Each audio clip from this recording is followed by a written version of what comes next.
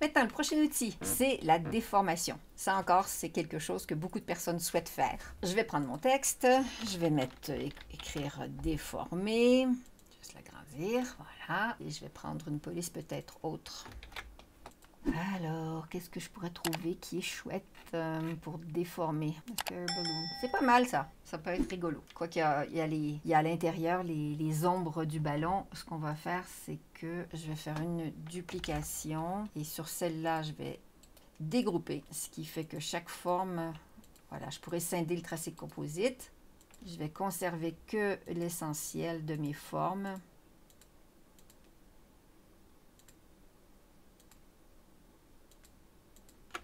Je vais supprimer ce qu'il y a à l'intérieur. Voilà, ça c'est pas trop mal. Ça fait très baigné.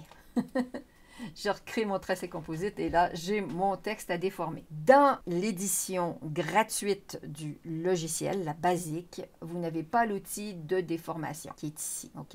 Il y a une autre technique pour le faire. Je vous la montrerai après. Si vous avez une édition designer, vous avez la possibilité d'avoir l'outil de déformation, mais vous n'aurez que 2 onglets à l'intérieur. Vous n'aurez pas accès à la déformation en fonction d'une forme, par exemple d'un gobelet, cylindrique, etc. Pour Designer Plus et Business Edition, donc moi je suis dans Designer Edition Plus, ça vous permet de voir ce qu'il y a dedans. Il y a donc effectivement cet outil-là ici. Et aujourd'hui, je vais vous montrer plutôt la déformation à partir simplement de ce qu'il y a déjà dans le logiciel de disponible pour donner un effet.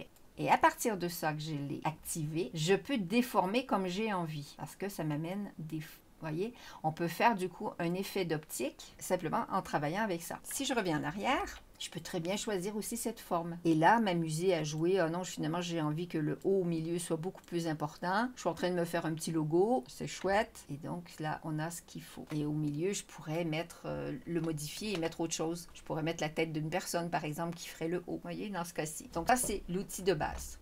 Celui-là, je vais le conserver. Et j'aurais même dû me faire ma petite copie avant pour vous montrer les autres moyens. Alors, je vais tout de suite faire une copie déjà comme ça. Et celui-là, donc, je peux le convertir vers chemin d'accès. Maintenant, on ne peut plus le bouger, on ne peut plus le déformer. Et je vais lui mettre une petite couleur. Allez, on va le faire tout joli. Rose, voilà. Mon déformé d'ici d'avant, il était donc avec cet outil-là. Et je vais lui mettre, par exemple, celui-ci. Et là, les poignées, c'est ici qu'on les tire. C'est beaucoup plus, vous voyez cette forme ici. Là, on joue plus avec ça. Si je veux que ça déforme un petit peu avec un regard vers le bas, je pourrais me faire un contour avec de l'ombre et ça pourrait donner l'impression que la lumière vient du haut, par exemple. Ou bien si la lumière vient du bas, je mets mon ombre au-dessus. Donc ça, c'est une autre forme déformée. Et je convertis vers chemin d'accès. Et on ne peut plus bouger. Donc j'ai 2 déformés. Je vais reprendre cette forme, ce texte. Je vais me refaire une copie. Je vais refaire ce que j'ai fait tout à l'heure.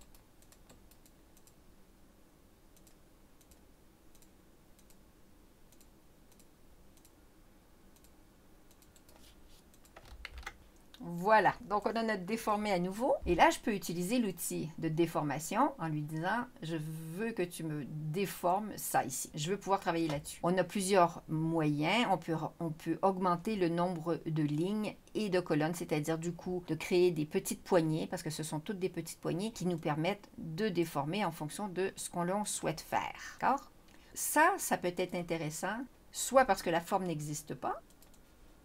Je vais mettre une autre couleur pour que vous le voyez bien. Voilà.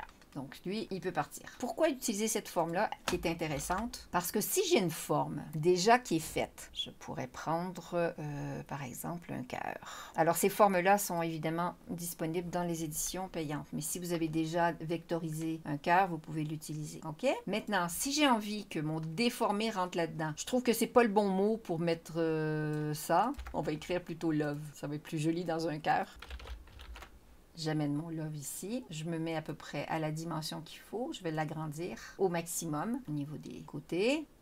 Voilà, juste le déplacer un petit chouïa. Et là, ce que je vais faire, c'est que je vais activer la forme sélectionnée. Ce qui me permettra de quoi? Ben, je vais pouvoir m'amuser à jouer, à amener le V, le O et le L pour suivre ma forme. Ici, voilà, on y arrive. Du coup, cette poignée-là, on pourrait la descendre. Voilà, celle-là aussi, pigne, et celle-là, je la monte. Dans un cas ici où ça dépasse, soit je décide que ça se coupe comme ça, soit je rajoute des poignées et des colonnes. Donc ici, je vais avoir besoin d'une rangée. Ça repart à 0, et puis je vais avoir besoin des colonnes additionnelles. Je repars.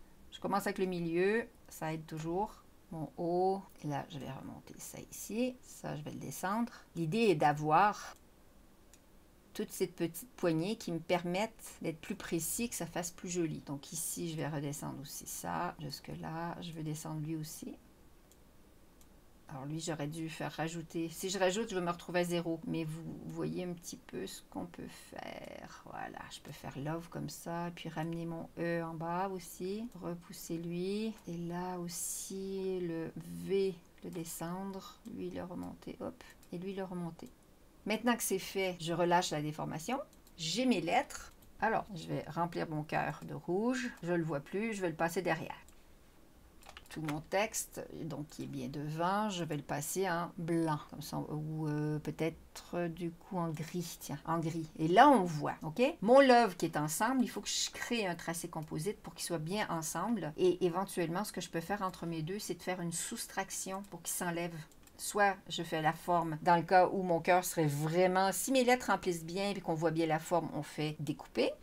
Sinon, on fait soustraire. Ça va m'enlever tous les morceaux autour dont j'ai pas besoin. Et du coup, j'ai mon love écrit comme ça. Et je groupe. Hop, voilà. Donc, j'ai mon love qui est là-dedans. Et je pourrais même, éventuellement, je peux refaire un autre. J'aurais pu me conserver un duplicata du cœur, le mettre derrière avec une autre couleur.